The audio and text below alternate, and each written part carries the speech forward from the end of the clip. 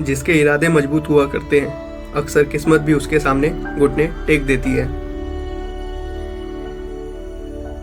कई दशक पहले उत्तर प्रदेश के गोपमाऊ गांव में एक बालक पैदा हुआ। दुखद बात यह थी कि उसके दोनों हाथ कलाई के पास से जुड़े हुए थे, जिसकी वजह से वह बालक अपने हाथों से कोई काम नहीं कर सकता था।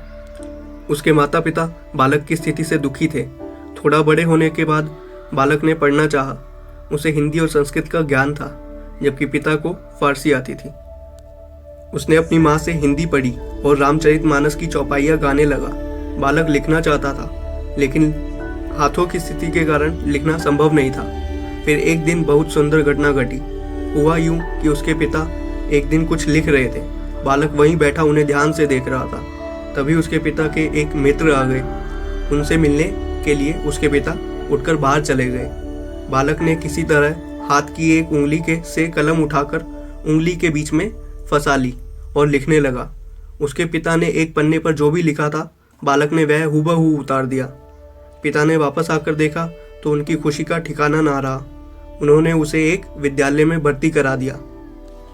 वह बालक पीएचडी करके इलाहाबाद विश्वविद्यालय में प्रोफेसर बन गया और बाद में वहां पर एचओडी भी बना।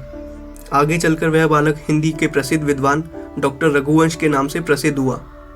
यह कहानी हमें सिखाती है कि अगर आपका निश्चय दृढ़ है तो आपको कोई भी परिस्थिति आपकी मंजिल तक पहुंचने से नहीं रोक सकती।